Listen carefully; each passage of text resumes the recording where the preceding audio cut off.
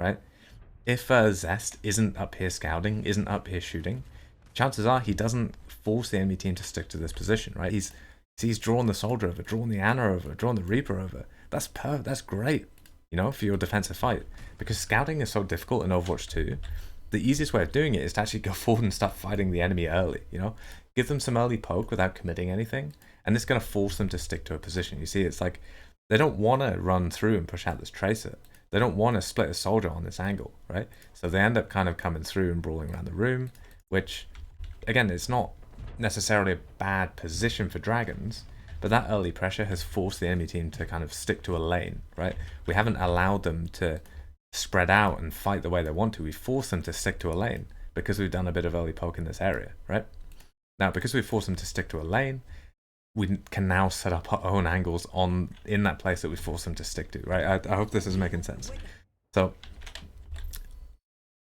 it's like Dragons, this is really important too. Dragons, they think a fight's going to happen around here on cart, you know, because they think, oh, okay, we're pushing into them.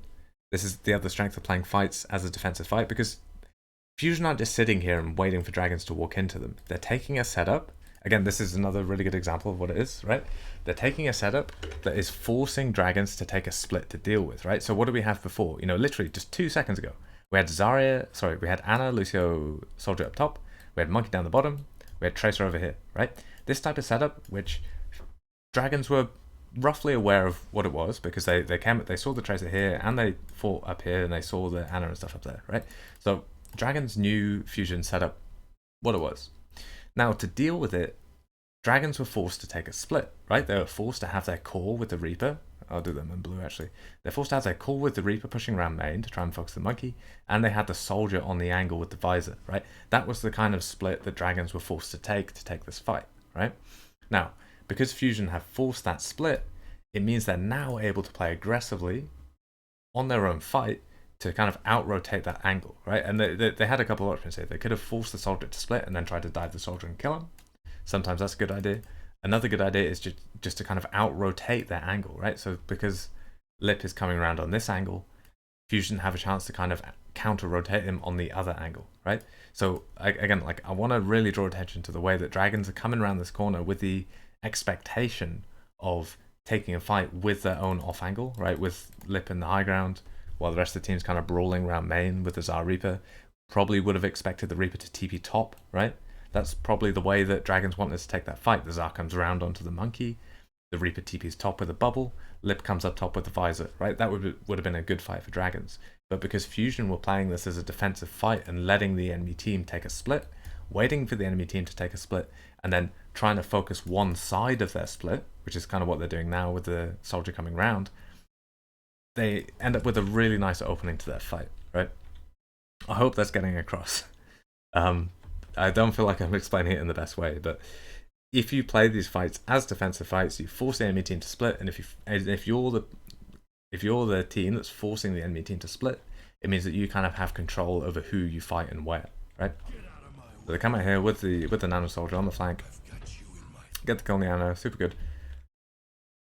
That's a very nice boot from Lee Jaegon. Is it going to transfer into a kill? It does. Wow. Okay. So it gets countered by a nice boot from Lee Jaegon. It looks like Fusion is still going to win the fight. That's a really nice boot from Lee Jaegon. Again, like, I want to draw attention to how kind of clean this fight would have been if not for this boop, right? So if Shanghai's Lucio doesn't get around on this angle and boop the Ana out, then it would have been a super clean fight from Fusion. This boop here, critical, right? Gets the Ana out, gets the Soldier out. Ana can't get back into the room. Had Ana gotten back into the room, this would have been a very, very clean fight from Fusion. So okay, so Dragons drop to kind of contest cart or whatever. We see a nice Visor from Carpe. Monkey's contesting main, jumps back. Nice bit of open and poke there, right? So that's a nice way to open this fight. Because we haven't really committed a whole lot. Do we even use bubble? I imagine we did. Yeah, we did use bubble, right? So we used Visor, we used bubble. But what we have done is we've kind of nailed the enemy team to a position. We force them to kind of stick to a position. And now we're going to bait their re-engage, right? Because as we know in Overwatch 2, we have this kind of very push-pull playstyle where one team will go forward and fight a bit, and then the rest of the team, they have to take advantage of that downtime in terms of cooldowns, especially the monkeys, especially the Zarya comp. Sorry. So whenever a monkey comes in, uses bubble like that, and tries to fight a bit, Zarya has to re-engage. They have to go forward with bubbles. They have to try and take advantage of this downtime where Fusion don't have any cooldowns left. Yeah.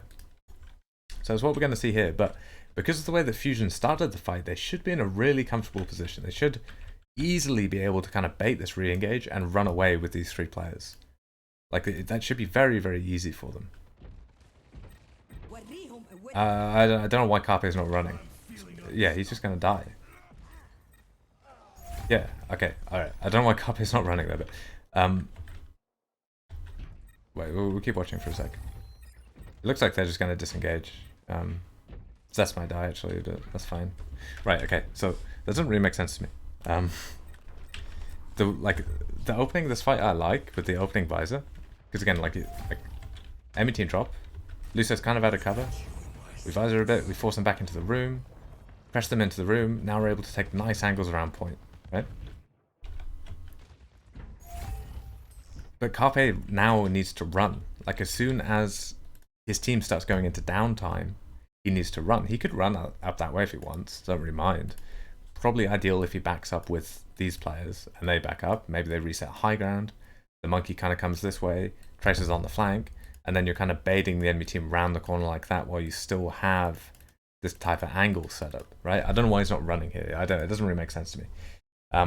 But the way that Fusion want to play now that they have this advantage is the only thing they really need to do is stop dragons from getting to their side of the map with enough ultimates to take the lead, like take the overall lead. So Fusion are going to keep going for these types of little skirmishes. They're not really going to commit to a fight. They just keep going for this skirmish, force out ultimates as much as they can. Dragons, even if they win fights, will never stand a chance of having enough of an ult advantage to kind of overcome Fusion's overall lead. Yeah, like that's the way we want to think about push. I don't know why Carpe's not running away here. Ideally, Carpe doesn't get caught. He's away. He's back with the team. Fusion easily trade the nano and reset. And then they do that a couple more times. You know, they're taking these type of opening fights, skirmishing, jumping away before the enemy team can re-engage. Ideally forcing out a few enemy ults each time, and it means that even if they kind of win a skirmish here with an ult, win a skirmish here with an ult, win a skirmish here with an ult, it means that by the time the payload gets to round here, dragons aren't going to have any ults left, right? Which means they're never going to be able to win that important fight, the one that actually takes them into the lead, right? That's the way that we want to be thinking about push. Again, we're still not that impressed by the way that dragons are opening fights, mostly just because they're splitting LOS between the Ana and the Zar, which, you know, isn't great for them, because it means that when the fight starts, Void isn't in a position to play aggressive and zone the enemy Ana, zone the enemy soldier. Right, so here is where the important stuff happens, because this area of the map is kind of Zarya's playground, yeah? Because this room that they're in, very, very strong. It's super, super difficult to push into this when the enemy team have, you know, these 5 heroes, right? Like the Ana and the Reaper and the Zar fighting in the room with the Lucio. Very, very difficult for the enemy team to push into. And importantly, they can also contest cart from this doorway, right? So it's going to be interesting to see how Fusion deal with this, because it should be quite difficult, especially when we've got Grav.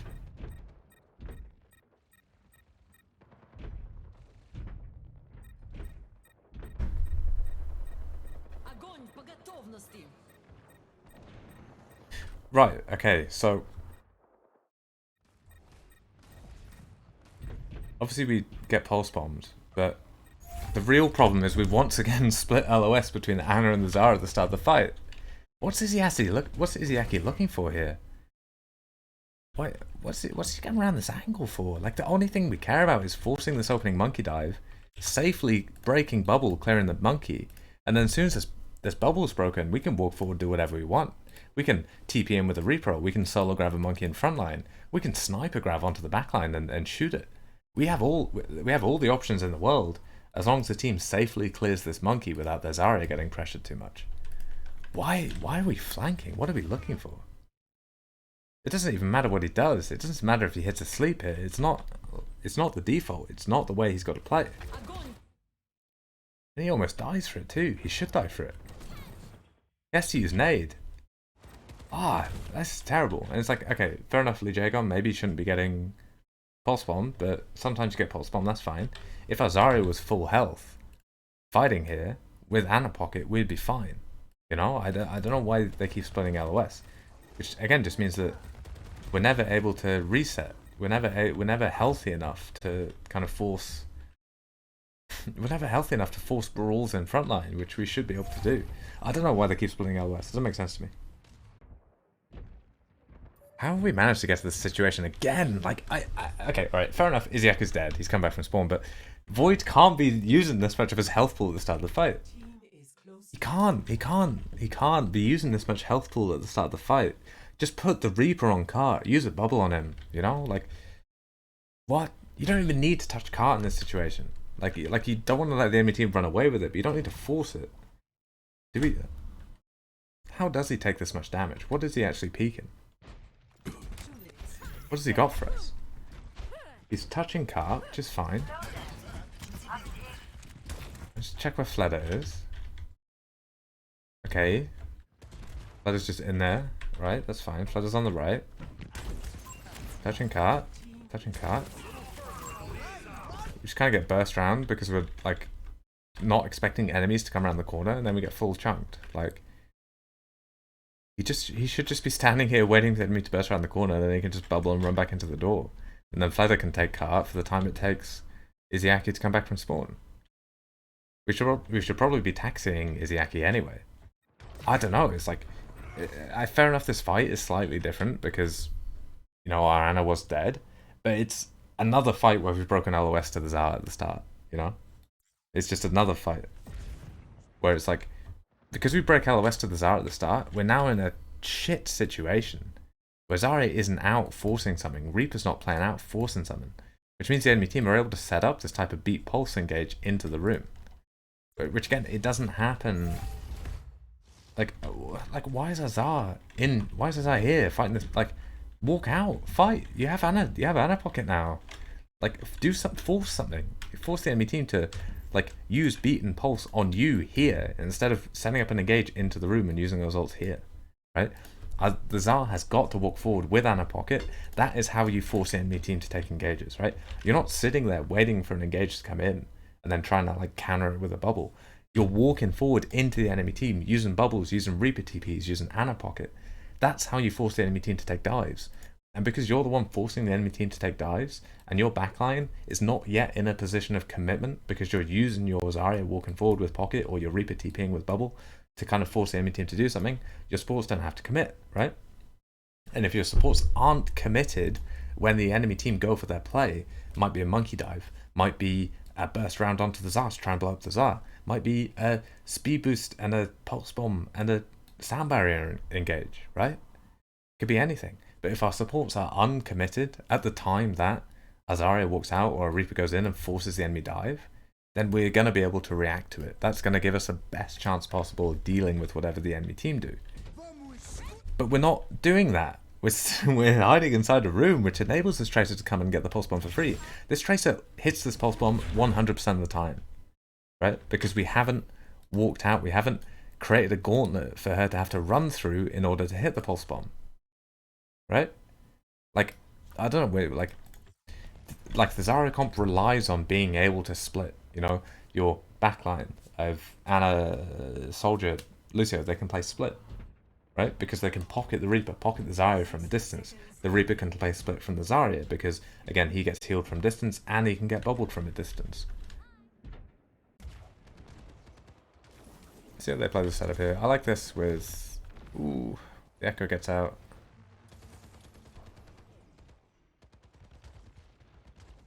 Pressure in the Zarya main, we're fine here. Use Nano to retake space on the corner. Nice. Nice from Fusion, right? Because what, again, it's like, we'll talk about Shanghai in a sec, but what we're seeing is Fusion, they are, like, obviously ZEST gets pushed out, which is one of the big reasons they fall back, but they are trading space for resources, right? So for Dragons to push up on the corner and fight, Dragons are using resources, they're using health pools, they're using Zarya bubbles here, right? So we see Zarya going with bubbles. If they're tracking the bubbles right now, they would know that Void has no bubbles. Again, expect these Overwatch League teams to track every bubble. They know that this is the last bubble. So as soon as this bubble's done, Fusion know they can counter push, right? Because they have fallen back, forced dragons to use bubbles to push around the corner. As soon as that bubble's gone down, and we've seen kind of from Dragon's perspective, they've used cooldowns, they've traded cooldowns for space, they've taken the space because they use a bubble. Now they have to try and hold this space without cooldowns, and obviously Fusion are going to dump more resources into it because they give them the nano onto the soldier, which means they're able to push and kind of kill. So again, it's very, very cooldown based in this mirror. Very, very cooldown based, very, very ultimate based too. Yeah. Every team is going to be tracking, especially the Zarya bubbles. If the Zarya is using bubbles and walking onto you, typically you're going to fall back, stabilize a little bit while they're using bubbles. As soon as that bubble's going to run out, then you're going to re-engage, usually with an ultimate as well. And that is kind of another big advantage that the defenders have, right? Because they have all this space that they can trade. If the enemy team wants to use a bubble to take this area, that's fine. Then maybe they use another bubble to take this area, that's fine. But then what that means is the enemy team now have no bubbles, so Fusion can just use this area to then re-engage, which is obviously exactly what we saw. Let's have a think. Let's have a think about, if we're Fusion, how do we break out this choke?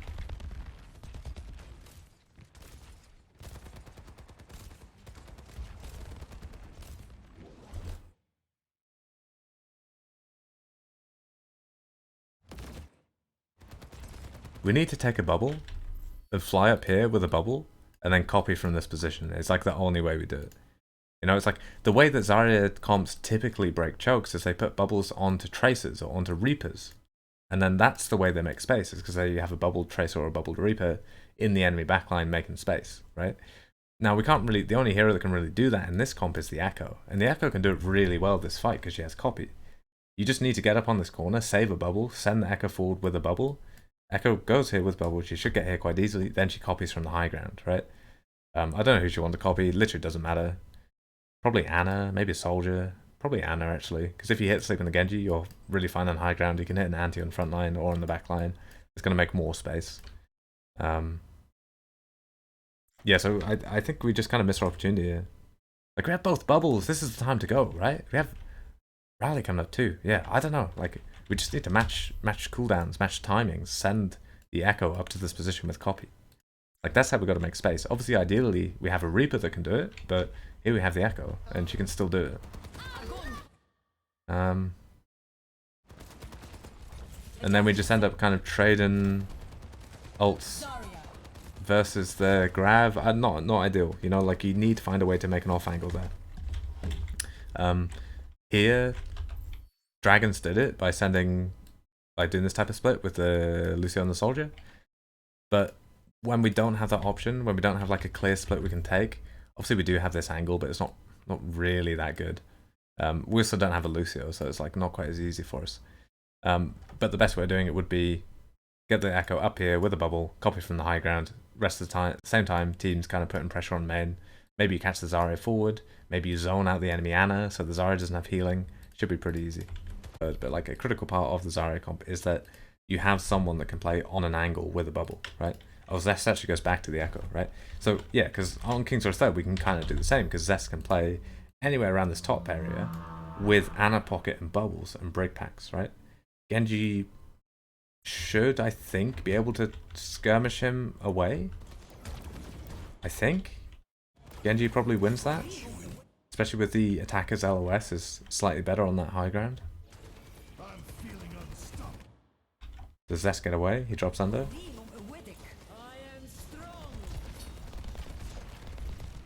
Ah! Look at this guy. Look at this great escape. This grand escape from ZEST. We'll talk about the tempo of it in a sec. And how I really like the tempo of this. It's good. Ooh, what a bubble. Look at him. He gets out. Does he get anything done after he gets the mega? Oh, Izayaki, no! Oh, he just makes it out. Still, that's a huge amount of space you just made. And now you're coming in with this re-engage. You've zoned the Lucio out and caught with no healing. Caught the Genji on the right side. What a fight from Fusion. Right, really good, really good. We like this. Okay, so what are we thinking when we are Fusion on this defense? So we have a lot of space behind us. We're remembering that. We can start these fights early with these kind of opening bubbles, and it's going to force the enemy team to push it in our downtime. Yeah, and because we're the one, like, this isn't like this fight wasn't started by who are you dropping in and going for these players with the bubble. It wasn't started by Soldier running up with a visor, right? It was started by ZEST going up and skirmishing high ground. Yeah. So ZEST goes up, skirmishes high ground, forces this dash back. Enemy team know that we're a bubble down. Now they have their chance to re-engage. Fury is so patient with this bubble. He spends the time to recognize he's not the one getting nanovisors. It doesn't even go for a self bubble, right? That's amazing. Nice, really nice from Fury. They back up. They allow dragons to go for this full commit. You know, Lips coming in using this whole nanovisor on the Echo. Lucio Genji coming in on the Zar, full of focusing on the Zar. They're allowing dragons to come forward and make this commitment. They're using all the space behind them. They're trading it for the time, right? So it's like, again, like one of the main ways that we're thinking about cooldowns, resources and stuff in Overwatch 2, well, same as Overwatch 1, but especially Overwatch 2, is time, right? So this kind of time and attention that Lip is spending on the Echo, if we're backing up, the whole team's backing up at the same time, we're wasting more and more of that time. This amp that Lee Jaegon's using, right? If we're backing up, we're wasting more of that time. We're drawing these players out of position, right? We're wasting more of that Zarya health pool, which again, if we're putting constant damage onto her, we can kind of see that, we can kind of measure that in time, right? The more time Zarya spends walking towards us, the less health she's going to have when she reaches us, right? The less cooldown she's going to have when she reaches us. That's the way that we're thinking about these defense rounds. And this is exactly what happens here. We go forward a little bit, we use one bubble and an Echo cooldown to kind of force the Genji off. Enemy team try and push, go for this kind of frontal engage. They try and go for this kind of big frontal engage when we've used one bubble, but it's not really enough because we can still back up, use one bubble on the Echo, go back in with the nano. Once this visor starts to run out, once this speed boost from Lee Jaegon runs out, and it gives us a really nice re-engage opportunity. Yeah. So we have a really nice little kind of kite and stabilization from Fusion there. Like that's perfect. This is like that's exactly what we're looking for from the Zarya comp, right? And like that little damage that ZEST gets onto the backline there is critical. It zones the Ana out, everyone in the backline is tagged. ZEST gets traded, but no worries. It's a really nice fight from Fusion. Like that's what we're looking for. That's also why we're not looking to kind of full send it on these opening engages, right? So let's have a quick look at this from Dragon's perspective. Like if we're Dragons, like we are looking for these types of fights where we are opening with ults and we're forcing the enemy team back, but we are understanding that if it's this opening engage and we don't have an angle, because again, like we have no flanker behind them ready to kind of catch them, right? The enemy team, they're not stuck against a wall, right? The enemy team haven't used like a load of cooldowns either. All we've seen them use is a bubble, right? So the enemy team, we know they have cooldowns, we know they have space behind them that they can retreat into, and we know that we don't have a kind of angle on them, right? So really, we don't have a solution. We don't really have a solution, which means that when we're going forward with these ults, we're not expecting to win the fight, right? Maybe we're expecting to catch the Echo. This is a really clutch bubble from Fury, mostly because he knew and he was patient enough that he didn't have to bubble himself. He could rely on the Ana pocket and later the Nano, and so can save both his bubbles for the DPS. Really nice from Fury. But if we're Dragons, we're not expecting to win the fight here. The only thing we're really expecting to do is take space. And we're taking space, forcing the enemy team to hide. Once we force the enemy team to hide, we're then taking the angles we need to make the enemies re-peek very, very difficult, right? So if we make these enemies hide, and then maybe we probably keep the Zarya up in the window so Soldier can't come this way. Then we have Lip playing kind of at the back end main with the Ana. Who are used probably playing up top. Lee Jaegon maybe he's even up there with him, right? If we have that type of setup, so Zarya's kind of where she is, Lee Jaegon, who are you, are up top, and a Soldier at the back, then it makes it difficult for the enemy to push around and re-engage, right? Because we can kind of catch them. We have a setup where we can catch them pushing into us, even though we're on the attack. Because we've used cooldowns early, force the enemy team to hide, we can now take a defensive fight, right? And defensive fights are usually the ones that kind of give us the most opportunities, because we can set up, we can take a setup with multiple angles that gives us a chance to kind of kill one enemy unit, right? So if the enemy unit pushing through main, it gives us a chance, if we're in this defensive setup, to, you know, come in and kill them. Maybe the Soldier tries really hard to come up where this yellow arrow is. If we have that defensive setup, maybe our Genji drops behind, our Lucio drops behind, our Zarya pushes in, maybe we nade from main at the same time. And then we can demolish the soldier if he tries to come that way, right? So taking these defensive setups is really strong. As the attacking team, when we don't have a solution, and again, we didn't have a solution here because the enemy team still had cooldowns, right? They still had cooldowns. We had no angle. Oh, this handwriting, right? The enemy team still had cooldowns. We had no angle, and the enemy team also had space that they could retreat into, right? They had all the space behind them they could run into. They weren't stuck against a wall, right? So we didn't really have a solution here. We shouldn't have committed so hard. We should have focused on forcing them back and then immediately taking space. And then immediately taking positions where we could kind of hold our ground, right? Which means that as soon as Zarya's around the corner, Lee Jae-gon, who are you, should go up top. Zarya should stay in the window. Ana and Soldier out the back. That would have been a very strong setup. Would have been very difficult for Fusion to push back into them. Yeah? That's what we should have seen from Dragons, but we don't. We see them commit a little bit too hard, and now we don't really have a strong defensive setup, right? Again, if we had the setup we're talking about, there's no way the Soldier's able to push forward, right? But, yeah. So, struggles from Dragons here. Again, it's like we're not expecting to win a fight off of a big engage through main at the start of a fight. The enemy team, all that Fusion had used at that point was one Zarya bubble. That is not enough to go full send into the enemy team, even though we have a nano visor, right? Yeah, really nice fight from Fusion. We do, again, see the importance of... Oh, okay, I'll talk about one more thing about that fight, because I just remembered the other thing.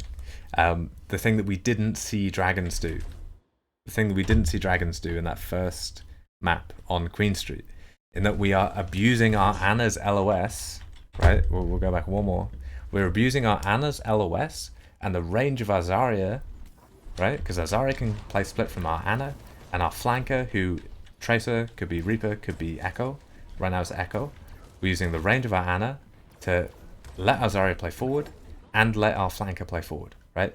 Because we're doing that, because our Zarya is the one that's walking forward and starting these fights, because our Echo is the one going forward with Ana Pocket and Bubble to start these fights, our backline is uncommitted, right? And because our backline's uncommitted, it means we can absorb a nano visor, we can absorb a push from a nano visor, right? Because these players here, they're not taking positions of commitment to start this fight, right? All they're doing is pocketing an Ana from a distance, pocketing a Zarya from a distance, pocketing an Echo from a distance, spamming from a distance when we still have an escape route open.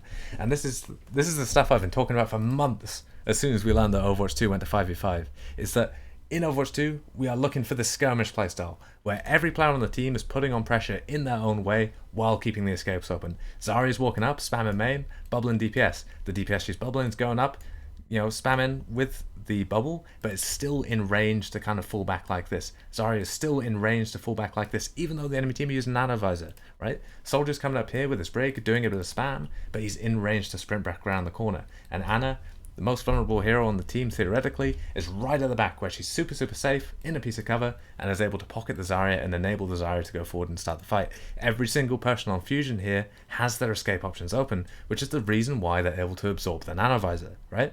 Because every single person's putting on pressure. At some point, Dragons are going to say, fuck it, go full send, try and commit onto someone. Fusion are going to be able to absorb that, and then they can re-engage once Dragons are out of position with no cooldowns, right? This is the skirmish playstyle in action. Yeah? Because every single player putting on pressure while keeping the escapes open. None of these players in the backline have taken positions of commitment, which is the reason why they're able to get away so easily versus the nano visor, right?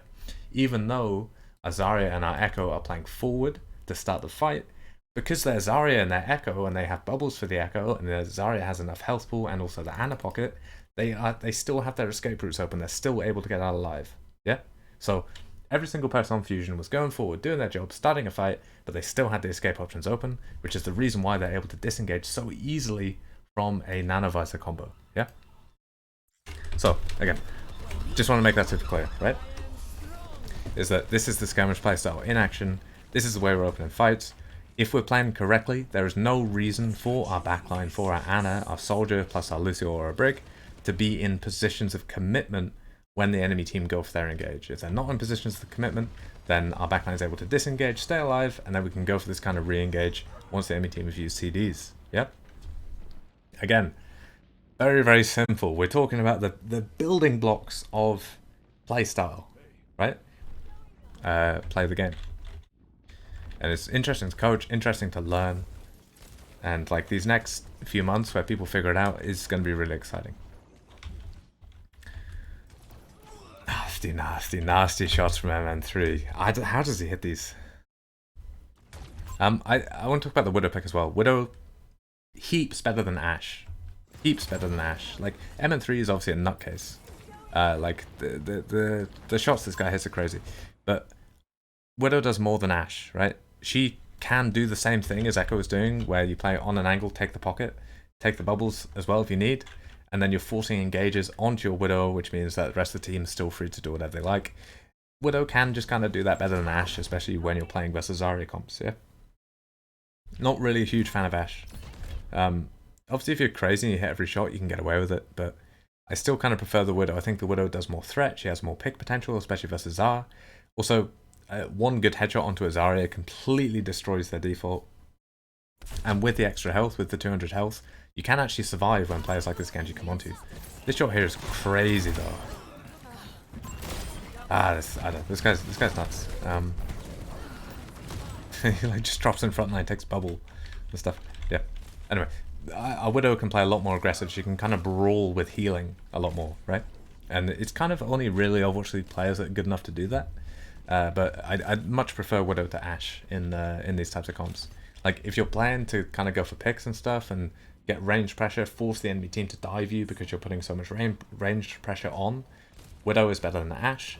And if you're playing a little bit slow, and if you're playing kind of to counter enemy dives more and burn down monkeys when they come in, then kind of Soldier's better than Ashe, right? So like, I don't really know why we see teams play Ashe. I can kind of see it on like Eichenfeld defense, especially if MN3 is the one playing, but we'll see. A little bit late on this grab. So greedy, waiting to force out those bubbles before we grab. Like, Fury's so confident here. He knows exactly how much damage he's taken. Like, we just bait Void in and force both bubbles before we have to grab him. That's crazy. Fusion really have the kind of tempo advantage here. Anyway, what do we got here? We have decent defense. Enemy team coming in with a lot of ults. Not tremendously convinced by this defense from Fusion. So, okay, we'll have to see what happens. But the only way that teams really finish third points, because again, third point attack, very tough in 5v5. Like, you have a lot of options as a defending team, right? To stop the enemy team actually finishing the map on this third point if you get a decent reset. Like, if you get a decent reset when Cart's like here, and you get a good fight here, very easy to stop the enemy team actually finishing the map. Because the enemy team, to finish the map, usually they need to build like a whole load of ultimates, right? Which means that one of your main jobs as a defending team on third point is not letting the enemy team get Cart. I guess you could get away with Cart if you had a fight now, but if you had a fight where Cart was like here, and the enemy team are coming into it with like 3, 4, 5 ultimates, then you're in trouble, right? Whereas if you're kind of forcing a fight early, making the enemy team have a fight here, hey, maybe you win the fight, which is fine, or if you lose the fight, at least you're forcing, 1, 2, maybe 3 ultimates out of the enemy team in this area, which means they're not able to get to this final fight with a whole stack of ultimates. So I want to see if Fusion find a chance to force an early fight here. I hope they do. I hope that they don't allow Dragons to get to this final fight with basically 5 ultimates, right? Because that would be quite a big oversight on their part, and it looks like they have. So I can't actually remember what happens here. But yeah, it looks like we're just kind of getting some, like, run over with the ults. Again, the way to do this, if we're Fusion, is to start a fight super early, as the enemy team are coming. Yeah, so just kind of lose. Like, the way to do this if we're Fusion is to start a fight super early. Where do we want to do it? Maybe like here. I don't know what we've got. We have Nano, we have Rally. I'd probably want to send it with like a Nano and have our Echo try and like anchor a position, maybe like up here with Nano and Bubble, and then copy as well, and kind of like really fight aggressively up here. Make sure the enemy team cannot get to that last fight situation when they have kind of 3+ ultimates, right? They basically have 5 here. Yeah, like that is the job of the defending team on third point. In 6v6, you could get away with it a bit because you could stabilize much easier with an off tank, and because you were stabilizing so much easier, it meant you were always ticking up to another ult. Very rarely were you in a situation where you didn't have an ult to re-engage with. You don't really get that in 5v5 because they kind of blow over you so quick with the ult, so you can't really stabilize that easy. And then also because you only have 5 players, you have less of a chance to go for those kind of re-engages, yeah? Just because your stabilization is a little bit slower and you don't have as many ults ticking up all the time. Again, really, really important for these teams on third point defenses to start these fights early. Start them early, yeah? Don't let the enemy team get to the end of the map with so many ultimates, and then you stand a really good chance of holding it, yeah? Again, yeah, I don't like this. I don't like that they fall back here. But that's fine. Not many mistakes we've seen from Fusion so far, but that is definitely that's probably the biggest one actually, other than Fixer kind of feeding on point A. This is what I want though. This is the type of defensive setup that we want for default fights. I think, like I like this, you know, because it's Fusion can't run through too easy because these players will trade on them at the same time these players walk forward. And if Fusion want to clear these players, it's gonna cost them a lot of. Oh, sorry, that's the wrong one. It's gonna cost them a lot of time, right? So like this is the type of setup that we kind of want for the defense. Yeah,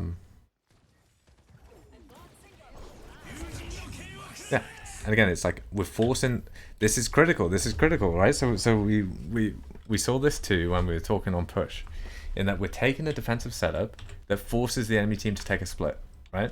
And if we're forcing the enemy team to take a split because they need to take angles to deal with us, right? Then it gives us options. Either, depending on the map, depending on the ults, depending on the heroes, it might mean that we can. Sorry, I need to pause. It might mean that we can focus. It was Echo and Brig coming up this way, right? So, well, I mean Echo came that way, but Echo and Brig over here, the rest of the team in main, right? So depending on the situation, we force the enemy team to take that type of split. Depending on where it is in the map, what heroes are playing, so on, it means that we can then send 5 players in this area after the core, or we can send load of resources onto this flank to kill these players. Yeah. So we're taking a setup forces the enemy team to take a split, and as soon as we've scouted that the enemy team are going for this split, it means we can then focus one side. You know, we can get an advantage in one side of it, right? And this is exactly what we do. Run straight onto Fury, get this opening kill. Hopefully Hyoryu doesn't commit too hard. He dies, but it should be fine. As long as we don't lose his Yaki. Nice. Yeah, okay. Really nice, clean default fight from Dragons there. And again, the reason why it works is because we're taking this aggressive angle. At the start, we're forcing the enemy team to take a split. We're forcing the enemy team to use resources in this area.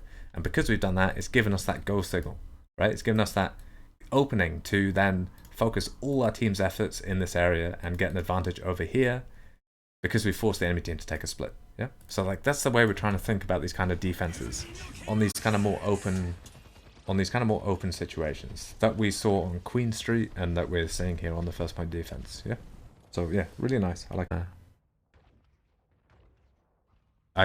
The comp just doesn't really kind of like work for these. I mean, obviously, if Lee Jacob wants to go for those, like this is where the int starts, right? Because this should be a one map from Shanghai. This is like the first domino. Like I want to see it in first person. Where is he? He's coming in. Sees M3. He wants to go for it. Oh, speed amp. Oh, well, the first domino. The first domino in Shanghai losing this whole map, and it is from exactly who we'd expect it to be honest. But anyway, we're coming up on the corner. We're coming up to 5 ults as well. What a way to lose this map if you're Shanghai.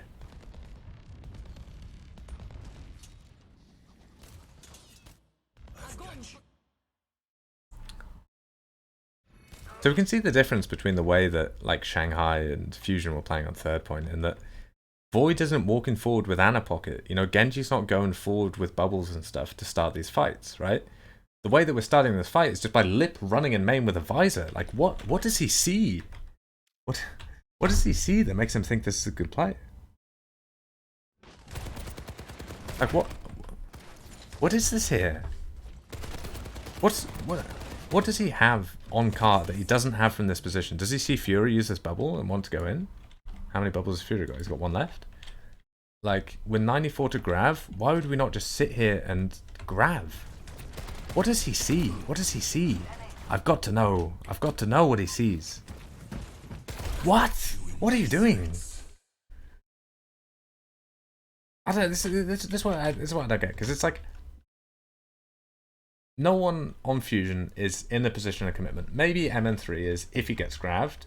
Anything other than a grav, MN3 is going to be able to roll out back into cover, he'll be fine.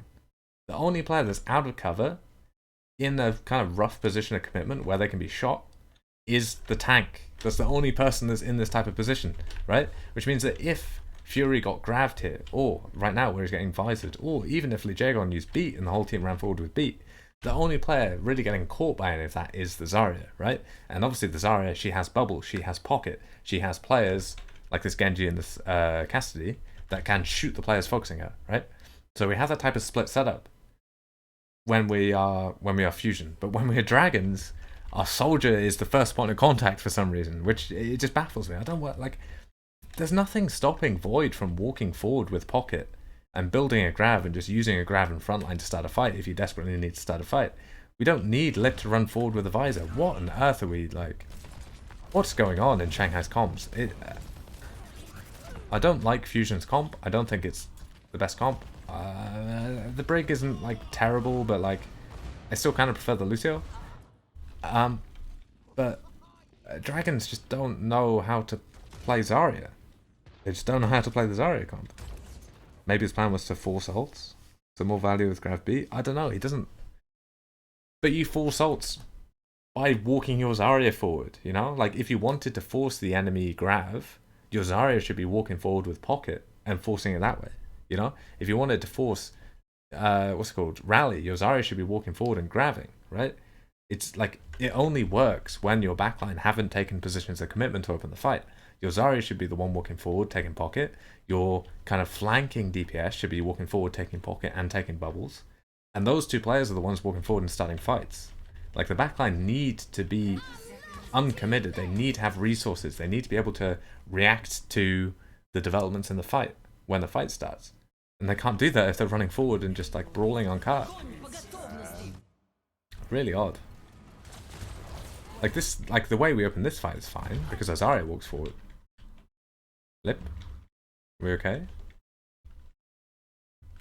Are we alright? I don't like going through player PVs too much, but yeah, I don't. Yeah, it's like it's poor execution, but it's just like if you start every fight with that default, you don't need to go outside the default for that last fight because it was just a default fight. Why are you repeaking this? 3 times? 3 repeaks? 3?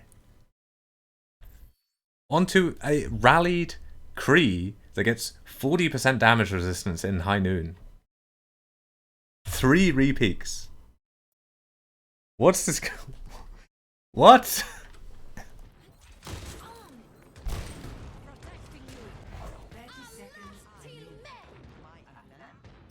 You can't one-shot this player.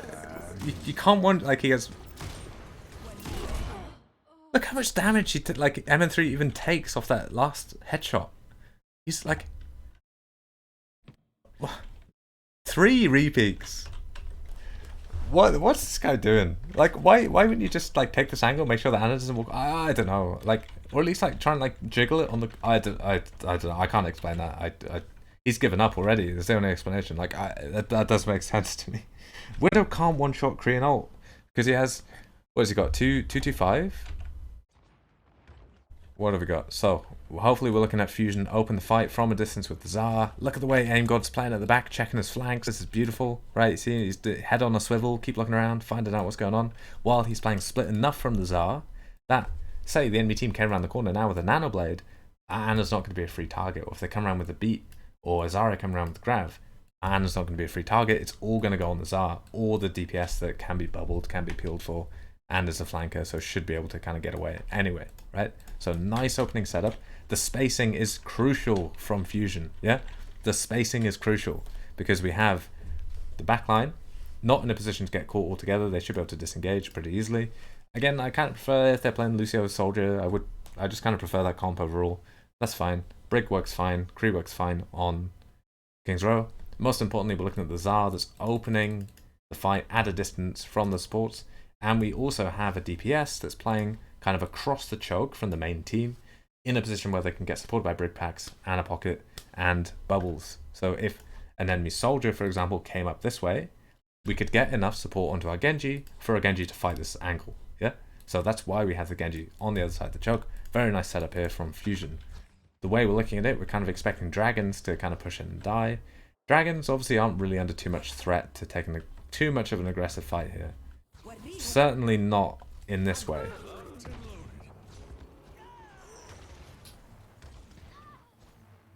So we do get a kill onto the brig.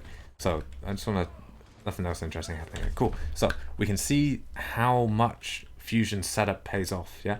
Again, when we talk about Fusion setup, we're talking basically, we are talking about their positions, but the easiest thing to look at is going to be the spacing, right? We care about the space between all the heroes. We're looking at how far the heroes are apart from each other and the kind of angles they are and the angles that they are from each other. Yeah, we have this space between the Zarya and the Ana. Obviously, Cart is kind of blocking LOS, but basically Zarya is in Ana LOS at the moment. We have the Brig and the Kree over here. Doesn't really matter how far these players are apart at the moment because they still have their escapes open. We see in a minute when the Nano Genji comes onto them, Kree's able to roll away, Brig's able to bash away, right? Because of that, they still have their escapes open, so it doesn't really matter where they play. As long as they have an escape option open, they're able to get back to the Ana. Doesn't matter where they play, as long as they can get back to her, and they can get back to her in the positions that they're in, right? Similarly, we have the Genji holding the angle where he can contest an angle if it comes up here, but also he's in a position to kind of trade on the enemy team if dragons try and run straight past them, right? So we can imagine if this player was a Reaper or an Echo, or even a Tracer, they'd be doing the same thing, right? Enemy team tries to push past them onto their team, they can go and fight, trade, as Izyaki's trying to kind of run through and help the team, or if an enemy comes up this way, that Reaper, that Echo, that Tracer, or that, was it Reaper, Echo, Tracer, Genji? Yeah. That Reaper, that Echo, that Tracer, or that Genji can play up here on the flank and fight this person with resources from the team. That setup pays off because dragons, for some reason, feel like they're under pressure to go in and fight. I guess ult-wise, they want to fight before they get grabbed. That's kind of okay. I don't really think they're under too much pressure to fight. I think they can chill a little bit longer, play this like a defensive fight, allow Lip a little bit more time to spam. I don't think they need to speed boost in with Nano, Genji and stuff. I don't really think they need to do it. Anyway, they go for it anyway.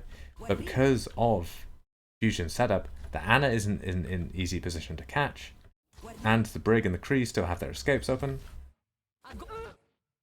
So Brig and Kree get out for free. We see a counter grab in the backline. Really nice fight from Fusion. It's a nice fight. It's also a very basic fight, yeah? Like, there's nothing really too complicated about that. The main thing to look at is going to be the spacing for Fusion. How far apart they are from each other. That type of setup that they're taking, where the Zarya and the flanking DPS are the ones playing forward. The Zarya and the flanking DPS are the ones forcing the enemy team to engage because they're walking forward on cart and they're brawling people, which means that, again, I'm going to say it as many times as I need to say it, the backline are not in positions of commitment when the enemy team go for the engage, yeah? Look at the positions of the Kree, of the Brig, of the Ana. They are not in positions of commitment. They haven't used any important resources. They still have all their cooldowns, which means that when the Genji comes around the corner, even though he has speed boost and bubble and nano, right? The Brig, the Kree, easily able to get out, easily able to disengage, yeah? Because they still have their cooldowns open. They still have their cooldowns up. They still have their escape routes open. They are not in positions of commitment. They are relying on the Zarya walking forward with pocket. They're relying on the Genji taking an off angle, again, with pocket, with bubbles. They're relying on these two heroes to play forward and start fights, force the enemy team to commit, so that they can play further back, keep the escapes open, not take positions of commitment, yeah? Again, every single fight, this needs to happen in the Zarya comp. Every single fight, especially in the mirror, yeah?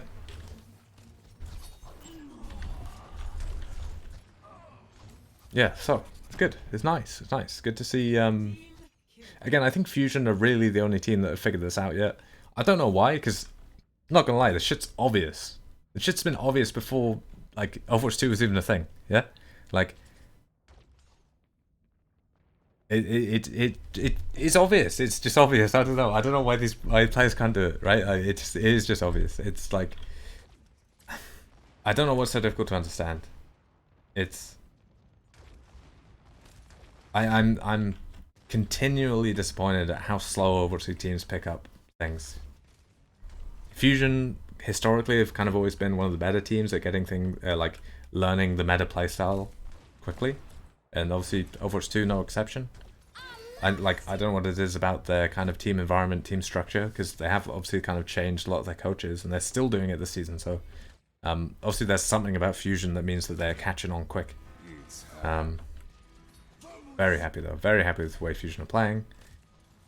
Interesting fights here. Again, I don't know if there's anything I really need to say about them, because obviously you guys watching it, you should see. Again, what do we have? We have the Zarya walking forward in LOS, forcing the brawl with Pocket. We have the flanking DPS playing across on the other side of the choke. Again, taking Pocket, taking bubbles. Backline, not taking positions of commitment, right? What does that mean? We're going to see in a second. It means that when the enemy team go for their play, we still have all our cooldowns left. We're able to support this Genji with the blade going in. You know, no one in the backline's getting caught in the meantime. Yeah, I don't know. It's just because of that setup that Fusion take, they're in a position to react to whatever the enemy team do. And they're also, you know, kind of winning the neutral anyway, because they are pocketing their Zarya forward. You know? Their coaches might not have been able to like put it into words yet, but I feel like the players should know it. This is the type of setup that I want. This is what I like, right? Where you have the Genji plan up there the whole time anyway, right? He dashes out. No, why does he dash out? Maybe it is too difficult to hold it. I feel like there's a better way to play these defenses. You know, I just feel like there's a better way to play these defenses, right? I think you need to commit early. You need to like actually use resources early. You need to like commit to fighting in this area. I don't think you can allow the enemy team to come around just because they're LOS onto like this angle and like this area here. Attackers LOS onto these angles is just so strong. So difficult as a defending team to do anything unless you're taking like super quick like cycle speed boost through hotel, but even that's like super telegraphed.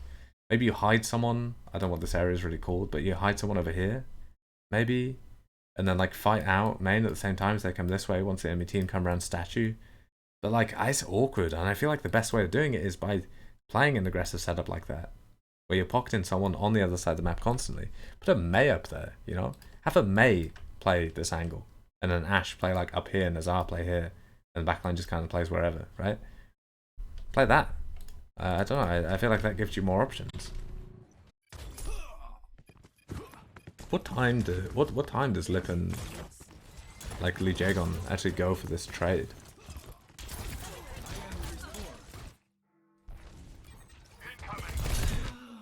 Oh.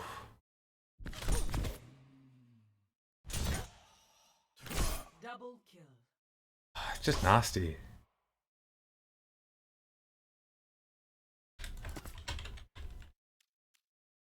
Just nasty, really, isn't it? I don't know what to say about that one. I don't know what to say about that one, really.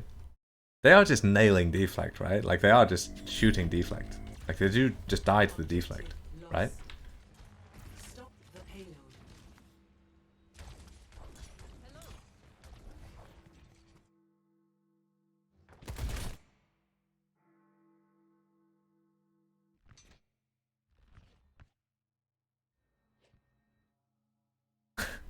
There's no way these players should die, man.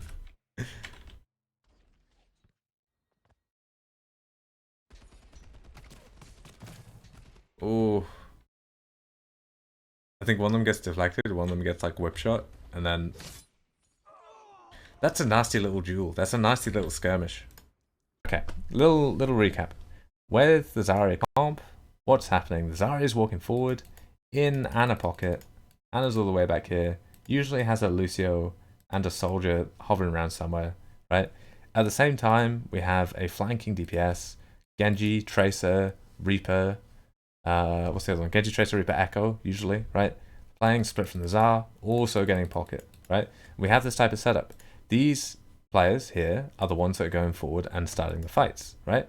So when they walk forward into the enemy team, say the enemy team is kind of playing around here, when they walk forward, they start fighting, the enemy team are going to do something. They might go on the Zar, they might go on the Echo, They might try and dive backline, do something like that, right? They're going to do something. When that happens, because these players are not in positions of commitment, they can afford to run away. These players can afford to run away. Yeah, because no one's really taking positions of commitment.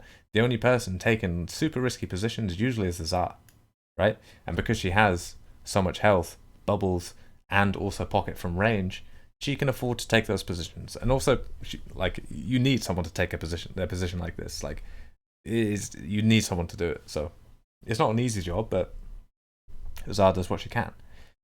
And if you're starting the fight with that type of setup, you can react to pretty much everything that the enemy throw at you. Yeah? Which means that in the mirror, we're then looking at kind of a much slower playstyle where we are trading resources for space and then trying to hold that space when the enemy team go to retake it. The last thing that we watch before we're going to leave is we're going to quickly watch that fight on third point. Quickly watch that fight on third point. Abnormal, unorthodox, that's one. Unorthodox, that's the one I'm trying to remember. Unorthodox positioning. Right, so we're going to quickly look at this fight where dragons go for a nano blade. Yeah? Wait, was it before this? It must have been before this, because it was when we had soldier. Must have been this next one, I think. The nano visor.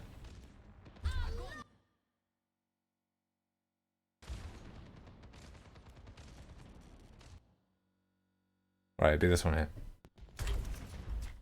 I think. Right, okay. Yeah, when's that sort of like? Yeah, okay, last thing we're looking at. Because again, this shows it really nicely, right? The backline are putting on pressure in their own ways. You know, Brig and Soldier taking an angle, doing a bit of spam. Anna's taking a position. Yeah, okay, she does a bit of spam, but most importantly, she's enabling Zarya to walk forward and start fights. She's also enabling Echo to walk forward and start the fights. The other thing we have is the bubble as well in the Echo. So we have the Echo and the Tsar. We have the Tsar and the flanker. Doesn't really matter who the flanker is. In this situation, it's Echo. Anna's in the backline, pocketing them, enabling them to go forward. At the same time, our Luso and our soldier, or our Brig and our soldier in this example, walking forward, putting on pressure. But none of these backline heroes are taking positions of commitment. Everyone has their escape options open, which means that even though Fusion don't really have any good engage potential right now, by walking forward, they've forced out a nanovisor, right? So now Dragon's pushing forward with the nanovisor, but because the only people forward starting the fight was the Tsar and the flanker, they're able to easily get out. And they do call it a little bit fine with the Echo. She does get bubbled on like 20 health, but the way the Fusion are playing means that they have opportunities to bubble an Echo on 20 health and get her out alive. Fury at no point is under threat to self-bubble. Both these bubbles go onto the Echo. Yeah. Because we're opening the fight like that, and Fury's getting to this position full health, full cooldowns, that's the reason we're able to disengage. And we see a big difference between the way they opened the fight just now and the way that Shanghai are playing on map 1, right? Where they kept breaking LOS between Void and Izayaki. So when Void was kind of walking forward to those positions that we just saw Fury take, he was always half health and had used all his bubbles, and so wasn't able to get back into cover whenever Fusion used ults, right? Here it's the opposite. Because Fury is able to go forward, full health, full cooldowns, he's able to get out. He's able to even peel for his team while he's getting out. Yeah? Then, once Dragons commit, once their cooldowns start to run out, Nanovisor's running out, Speed Boost is running out, Genji Dash has been, I don't know if Dash has been used, but like maybe like ammo has been used and stuff like that. Enemy team kind of committing out of position. Then we see the re-engage with the Nano. At the same time, we have a funky little maneuver from ZEST to get in this angle. Puts a bunch of damage onto, what's it called, Izayaki, which zones him out. At the same time, rest of the team pushes forward with Visor. Really, really nice fight from Fusion. Again, the reason why it works is because they have that default setup down to a T, yeah? Where the Zarya is walking forward with the pocket to open the fight. Meanwhile, rest of the team, specifically the backline heroes, they have their escapes open. They are not in positions of commitment. They are able to react to whatever the enemy team